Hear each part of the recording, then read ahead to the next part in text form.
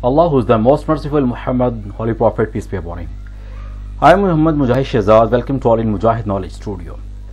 आज का जो हमारा टॉपिक है, हम देखेंगे drug treatment, disease control. Disease control का जो हमारे पास लास्ट स्टेप था, ड्रग ट्रीटमेंट, वो आज हम डिस्कस करेंगे। और आज के लेक्चर के जो की पॉइंट्स हैं, हम देखेंगे कि ड्रग ट्रीटमेंट्स के जो मेथड हैं वो कौन कौन से हैं, कौन कौन से मेथड हम अडॉप्ट करेंगे जब हम ड्रग को यूज़ करेंगे। उसमें जो हम डिजीज़ लेंगे वो कैंसर को एज आ डिजीज़ लेंगे और उसके ऊपर हम ड्रग ट्रीटमेंट के जो से मेथड हमारे पास हैं वो अप्लाई करने की कोशिश करेंगे। उसमें हमारे पास सबसे पहले आ जाएगा रेडियोथेरेपी, उसके बाद कीमोथेरेपी और उसके बाद जीन थेरेपी, और उसके साथ एक और एक्स्ट्रा लिखा हुआ है IDM, जैसे कि जिसको हम बोलते हैं इंटीग्रेटेड डिजीज मैनेजमेंट बोलते हैं हम इसको। अच्छा, चलिए स्टार्ट करते हैं आज का लेक्चर। तो सबसे पहले हम देख लेते हैं कि ड्रग ट्रीटमेंट के लिए किस किस चीज़ का जानना ज़रूरी है। सबसे पहले हमें पता है कि अगर कोई भी पर्सन सिक होता है, उसको कोई भी बीमारी होती है, तो उसको हम कोई ना कोई एंटीबायोटिक्स देते हैं, जिसकी वजह से वो जो बैक्टीरिया हैं, डिजीज कॉजिंग पैथोजेंस हैं, वो किल हो जाते हैं। और जो सी एंटीबायोटिक्स हैं, हमें पता है कि ये जस्ट बैक्टीरिया को कंट्रोल करने के लिए यूज़ होती हैं। वायरल या फंगल एक्शन में उनकी वजह से जो डिजीज़ होने वाली है उनके अगेंस्ट इनका ऐसा इतना ज़्यादा पार्टिसिपेशन नहीं होता जो हमने बैक्टीरिया के लिए स्पेसिफाई बनाई हों। एक और चीज़ कि एंटीबायोटिक्स तब तक हमारे पास यूज़फुल होंगी जब तक रेजिस्टेंस ना डिवेलप हुई हो बैक्टीरिया में। बैक्टीरिया में रेजिस्टेंस डेवलप हो जाती है एंटीबायोटिक्स के अगेंस्ट, देन फिर वो जो सी एंटीबायोटिक होगी उसका कोई भी यूज़ नहीं होगा, बैक्टीरिया उसकी वजह से किल या उनकी रिप्रोडक्शन स्टॉप नहीं हुई। सो इसका ओवरव्यू एक दफ़ा फिर सुन लें। अगर किसी पर्सन को कोई भी डिजीज़ होती है तो उसको हम एंटीबायोटिक्स देते हैं ताकि वो डिजीज़ कॉजिंग बैक्टीरिया किल हो जाएं, और जो उनसे एंटीबायोटिक्स हम यूज़ करते हैं वो बैक्टीरिया के लिए स्पेसिफाई होते हैं, और एंटीबायोटिक्स तब तक यूज़फुल होती हैं जब तक बैक्टीरिया उनके अगेंस्ट रेजिस्टेंस डेवलप नहीं कर लेते। नेक्स्ट हम देखते हैं आज का जो हमारा टॉपिक था, मैंने ऑलरेडी मेंशन किया है कि ड्रग ट्रीटमेंट था। उसमें हमने जो डिजीज़ लेनी थी वो कैंसर लेनी थी एज एन आइडियल, जिसको हमने लेके आगे चलना है, और जो सी कीमोथेराप्यूटिक एजेंट है या ड्रग ट्रीटमेंट है हमने उसके ऊपर अप्लाई करने की कोशिश करवानी है। सो कैंसर के simply, cancer is a disease in which some of the body cells grow uncontrollably and spread to the other part of the body. अब इसमें होता क्या है, कैंसर एक ऐसी डिजीज है जिसमें बॉडी के सेल जो से हैं वो अनकंट्रोल्ड मैनर में ग्रो करेंगे और बॉडी के दूसरे पार्ट तक स्प्रेड हो जाएंगे।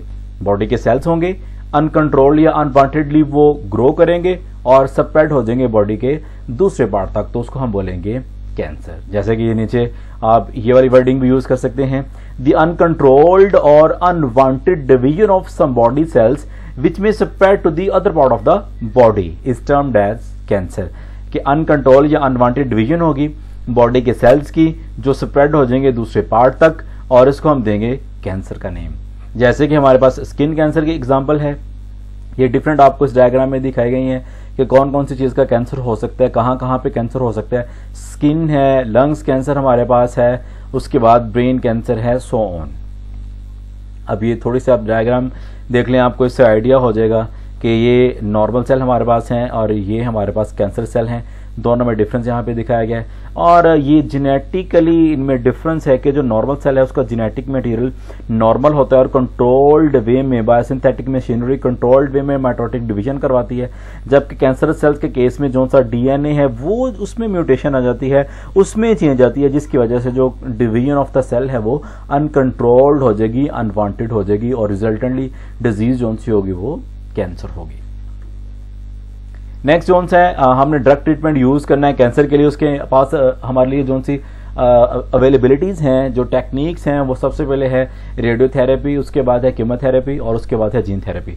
इनको हम यूज करेंगे कैंसर की डिजीज को कंट्रोल करने के लिए। सो सबसे पहले देखते हैं रेडियोथेरेपी क्या है। अब ये आपके पास एक मशीन है, अब थोड़ा सा डायग्राम को देख लें फिर चलते हैं। ये एक मशीन है जिसके अंदर रेडिएशन हैं और वो पेशेंट की बॉडी के उस पार्ट के ऊपर स्प्रेड की जाती हैं जहां पर कैंसर डेवलप हुआ हो या कैंसर सेल्स हों, उस पार्ट को हम इन रेज की वजह से डिस्ट्रॉय करेंगे। सो इस मेथड को हम क्या बोलेंगे, रेडियोथेरेपी। एक ऐसा मेथड जिसमें एक पेशेंट की बॉडी का कैंसरस पार्ट जो उनसी रेज हैं जैसे कि एक्सरेज वगैरह, इसके थ्रू एक्सपोज किया जाता है और उसको डिस्ट्रॉय किया जाता है, उस मेथड को हम बोलेंगे रेडियोथेरेपी। अब ये मशीन आप इसको प्रॉपर्ली देख लें, ये हमारे पास सारी की सारी रेडियोथेरेपी का जो सी मशीन है वो उसकी अवेलेबल पिक्चर है, डायग्राम है, और ये हमारे पास जो से ऑपरेट करने वाले डॉक्टर्स हैं और ये पेशेंट हैं। अब पढ़ते हैं, in radiotherapy the cancerous part is expose to the short wave radiation. अब जो सा पेशेंट का कैंसरस पार्ट है उसको एक्सपोज किया जाता है, उसके ऊपर डाला जाता है रेडिएशंस को from the radio active material repeatedly eight regular interval. Regular interval के ऊपर रिपीटेडली जो सा कैंसरस पार्ट है बॉडी का उसके ऊपर रेडिएशन स्प्रेड की जाती हैं ताकि वो कैंसरस पार्ट डिस्ट्रॉय हो जाए, ख़त्म हो जाए। इसको बोलेंगे रेडियोथेरेपी। अब पाकिस्तान में काफ़ी ज़्यादा सेंटर्स हैं जहां पर ये रेडियोथेरेपी का काम हो रहा है, रेज को यूज़ करके कैंसरस पार्ट को एक्सपोज आउट किया जा रहा है, ख़त्म किया जा रहा है। इसको बोलेंगे रेडियोथेरेपी। अब रेडियोथेरेपी में होता क्या, जो सी रेडिएशन हैं ये पढ़ लें थोड़ा सा। How radiation therapy works against cancer. अब जब कैंसरस पार्ट के ऊपर हम रेडिएशंस को स्प्रेड करते हैं तो होता क्या है, जब रेडिएशंस कैंसरस पार्ट के ऊपर सेंड की जाती हैं तो उस सेल का जो जेनेटिक मटेरियल है वो डिस्टर्ब हो जाता है, डिसरप्ट हो जाता है, जो सा डीएनए है वो डैमेज हो जाता है। जब डीएनए हो जाएगा डैमेज तो जो सा वो सेल है वो खुद क्या हो जाएगा, डाई। जब सेल डाई हो जाएगा तो कैंसर का जो सा सेल है वो खत्म हो गया, तो वो जो रिमूवल हो जाएगा आहिस्ता आहिस्ता सेल्स का। अब क्वेश्चन ये है कि कितनी देर लगती है। अब अगर रेडिएशन हमने पास आउट किए हैं तो डीएनए जो सा डैमेज हो सकता है, उसको डेज भी लग सकते हैं और वीक भी लग सकते हैं। मतलब कि अगर हमने रेडिएशन को आज यूज किया, डजेंट मीन कि आज ये सारे के सारे कैंसर सेल्स खत्म हो जाएंगे। उसको कुछ दिन लग सकते हैं, कुछ वीक लग सकते हैं या मंथ भी लग सकते हैं। अब रेडियोथेरापी जब यूज करेंगे, रेडिएशन को यूज करेंगे तो वो 1-2 दिन की नहीं होगी, वो मंथ तक भी जा सकती है। तो नेक्स्ट हमारे पास हम देखेंगे कि कौन कौन सी रेडिएशंस को हम यूज करते हैं। यहाँ पे डायग्राम में बीम दिखाई गई है, इलेक्ट्रॉन्स की बीम है या एक्सेस की बीम है, इनको यूज किया जाता है। हम यहाँ पे देख लेते हैं कि रेडियोथेरेपी में हम कौन कौन सी रेज को यूज करते हैं। तो सबसे पहले हमारे पास है एक्सरेज को यूज किया जा सकता है, गामा रेज है या इलेक्ट्रॉन की बीम। जैसे कि मैंने यहाँ पे बताया कि इलेक्ट्रॉन्स की बीम को यूज किया जाता है या एक्सेस को यूज किया जाता है। ऊपर और कुछ सोर्सेज लिखे हुए, इनको यूज किया जाता है। लेट्स से कि यहाँ पर पेशेंट की बॉडी है तो ये रेज को स्प्रेड करेंगे पेशेंट की बॉडी के ऊपर, और वो जो कैंसरस पार्ट है उनके जो सेल्स हैं उनका जो डीएनए है वो डिस्टर्ब हो जाएगा, तो सेल की ऑटोमेटिकली क्या हो जाएगी, डेथ हो जाएगी। अब नेक्स्ट हमारे पास जो मेथड है वो है कीमोथेरेपी। अब कीमोथेरेपी में सिंपल क्या होगा, हम केमिकल्स कुछ देंगे, मेडिसिन कुछ देंगे, जिसकी वजह से जो कैंसर सेल्स हैं वो डैमेज हो जाएंगे। अब नॉर्मल सेल भी डैमेज हो सकते हैं, लेकिन उन केमिकल्स का जो मेन एक्शन होता है वो कैंसर सेल्स के ऊपर होता है। जैसे यहाँ पे लिखा भी हुआ है, chemotherapy consist of administration of certain anti cancerous chemicals to the patient at regular interval.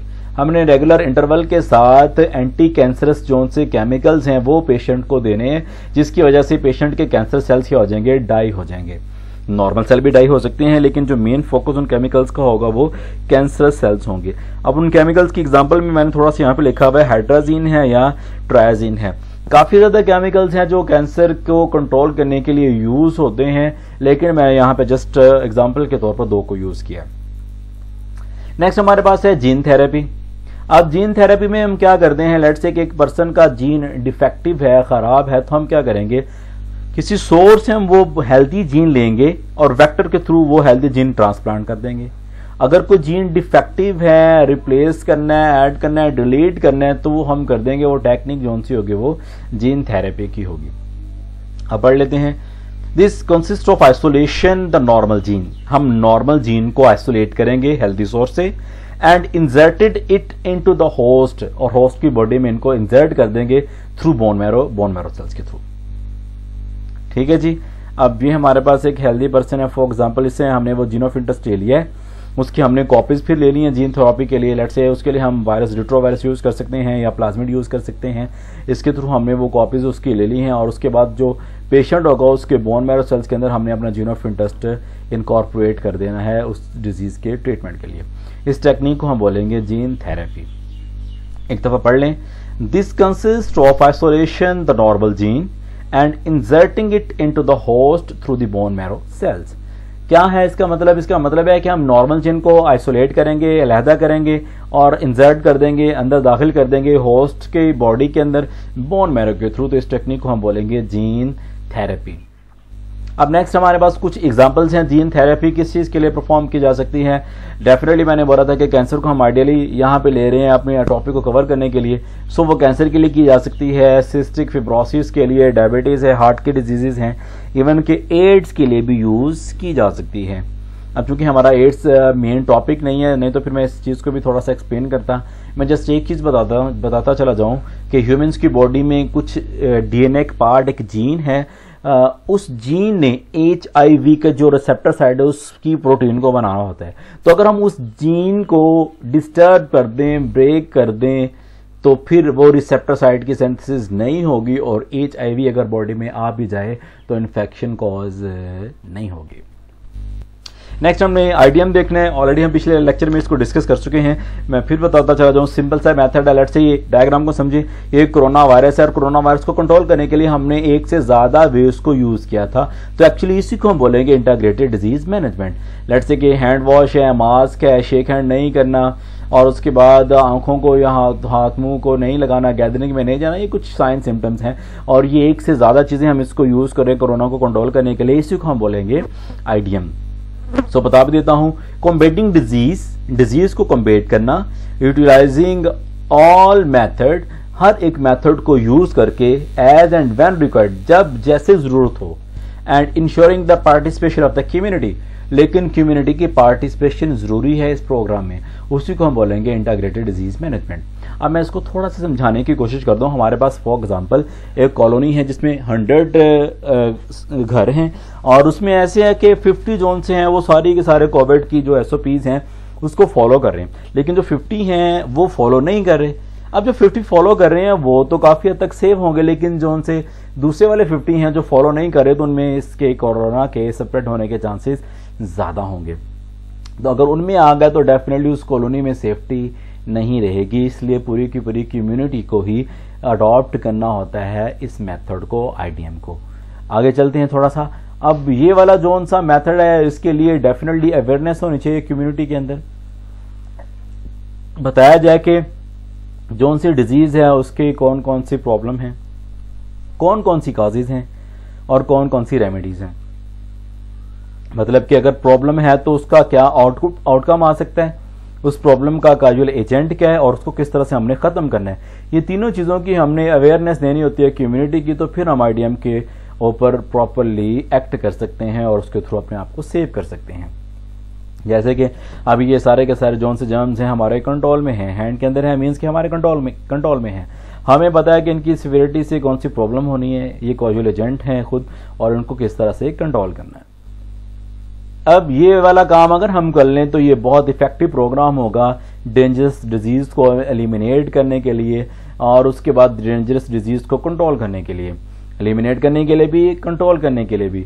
और ये जो सी डिजीजेज होंगी वो ह्यूमंस की भी हो सकती हैं, प्लांट की भी हो सकती हैं, या एनिमल की भी हो सकती हैं। सो ये गाइज आज का जो हमारा लेक्चर था वो कंप्लीट हुआ, और आज के लेक्चर के जोन से हमारे पास इंपॉर्टेंट शॉर्ट क्वेश्चंस हैं वो आ जाएगा कि डिफाइन करें कैंसर की ड्रग ट्रीटमेंट क्या है, रेडियोथेरेपी क्या है, कीमोथेरेपी क्या है, जीन थेरेपी क्या है, और IDM क्या है। अगर आपने इस लेक्चर को याद करना है तो उसका बेस्ट वे है कि ये जो से की पॉइंट्स हैं, जो मैंने 6 शॉर्ट क्वेश्चन निकाले हमें, इन्हीं को याद कर लें, और यही 6 की पॉइंट अगर आप कंबाइन लिखते हैं तो वो हमारे पास एक लॉन्ग क्वेश्चन भी बन जाएगा। तो होप सो आपको आज का लेक्चर अच्छा लगा होगा। कोशिश करें कि इस लेक्चर को विजिट करें, शेयर भी करें दोस्तों के साथ, और सब्सक्राइब भी करें। और नेक्स्ट लेक्चर में इंशाल्लाह जो नेक्स्ट लेक्चर हमारा है क्लोनिंग का है, क्लोनिंग के जो प्रोसेस है उसको हम डिटेल देखेंगे, क्लोनिंग है क्या, किस तरह से की जाती है, each and everything we will cover in the next lecture. तब तक के लिए अल्लाह हाफिज़।